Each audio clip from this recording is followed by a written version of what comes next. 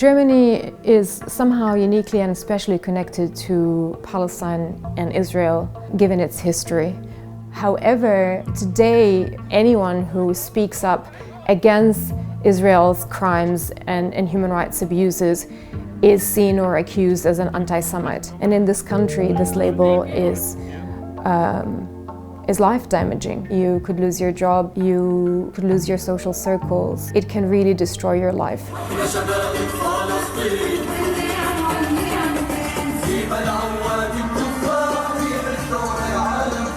In Germany today, there is an alarming climate of hostility towards pro-Palestinian voices expressing themselves.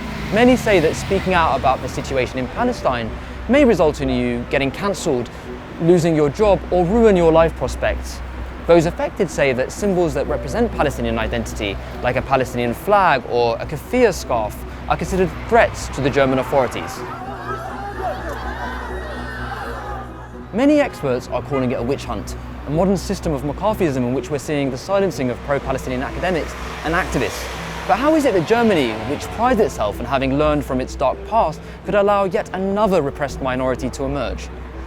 The New Arab has spent the last 6 months in Germany investigating why the question of Palestine is so taboo. Why is it taboo? Because it contradicts the German identification, or it undermines the German identification with the current state of Israel, seen as a state of pure victims. Anti-Palestinian censorship in Germany has a very clear method. First, you redefine Palestinian activism as anti-Semitic, inherently anti-Semitic. Nowadays it is mostly done through being a supporter of BDS, a boycott and Western sanctions.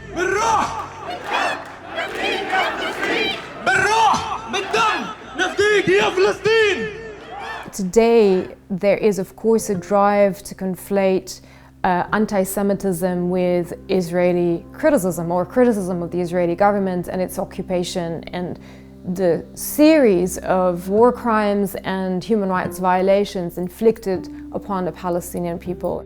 The problem has become, or the situation has evolved, that anti-Semitism in this specific political context has become a dog whistle for anti-Palestinian racism.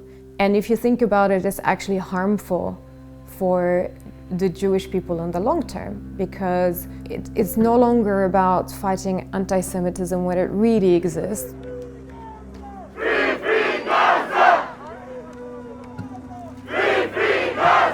Here in Berlin is the largest Palestinian community outside the Middle East. There's also a growing anti-colonial activist scene sympathetic to the Palestinian cause. In spite of this, the German authorities have been cracking down on pro-Palestinian activism in recent years. In 2019, the Bundestag passed a resolution against the BDS campaign, calling its methods anti-Semitic.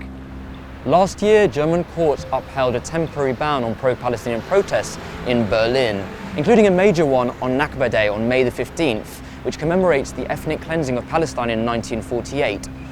The German authorities cited anti-Semitism and the public interest as reasons to block them. When protesters took to the streets anyway, police responded forcefully, pushing demonstrators and detaining many for several hours. Human Rights Watch reported that one protester was arrested simply for shouting, "Free Palestine." And I would say, generally speaking, here, depicting Israel or discussing Israel as an apartheid state, discussing Israel's settler colonialism, even certain expressions like free Palestine from the river to the sea, all these expressions are deemed anti-Semitic and anti-Israeli, where of course Palestinians are depicted as inherently anti-Semitic, inherently Jew haters in a way, which is of course absolutely false and not nuanced. Many sources we spoke to said that they felt that Germany was shifting historical guilt onto Palestinians. They said that Germany is so intent on not being seen as anti-Semitic that it will defend Israel and Zionism at all costs, including racism to Palestinians, a racism that has a low political cost to the German establishment. Take Anna Esther Yunus as an example. Anna is a German Palestinian academic who was barred from speaking at a panel in 2019 after a dossier misrepresenting her as anti-Semitic and sympathetic to terrorists was shared with organizers. It's kind of like the worst allegation that can happen to you, especially as a person of color, right? Is that you're completely shunned, like nobody wants to work with you anymore. I had people, friends of mine in academia, tell me that other people told them, I wouldn't write an article with this person because it's bad for your career. But Anna fought back. She filed a lawsuit to access the secret dossier compiled on her, and she won. But the fight is far from over, as Anna, like many other Palestinian academics in Germany, is still subjected to disinformation campaigns and publicly defamed for her work. I had situations where I was unhired on the phone 2 weeks before I was supposed to start by a white professor telling me, look, if we hire you, our institution will be destroyed, our funding will be completely revoked, and then we will need, and I quote, we would need to mobilize all the resources we have to justify your hiring in public. There are many other examples that show how tense the situation has become for pro-Palestinian voices in Germany. Last year, the Goethe Institute deplatformed the Palestinian poet and activist Mohammed al-Kurd. This is somebody who has become the face of a global campaign against Israeli efforts to displace Palestinians in Sheikh Jarrah in 2021. He was later disinvited and deemed not an appropriate speaker by the Goethe Institute. German institutions who claim that they care about human rights and cultural diversity and representation, they want a sanitized version of a Palestinian.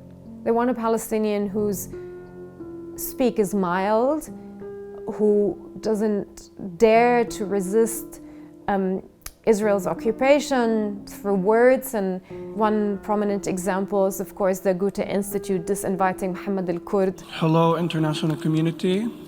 Thank you for these groundbreaking speeches. I'm sure the occupation authorities are really concerned right now.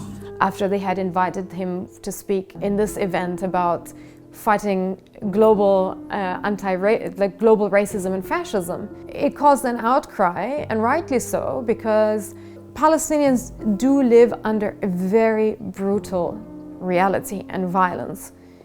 And you can't just bring in a Palestinian out of this violent habitat and ask them to police their speech. Today, Germany faces a tough task: how to reconcile its historical crimes against the Jewish people under its former Nazi regime, while at the same time allowing the free expression of anti-colonial and anti-racist movements. The answer is far from a simple one, and it becomes more urgent as time goes on. Our struggle is not a struggle between Jewish, Muslim and Christian religions. Our struggle is a struggle for inclusive society where everybody keeps their dignity. It's a struggle against apartheid, a struggle against racism, a struggle to regain our right to live.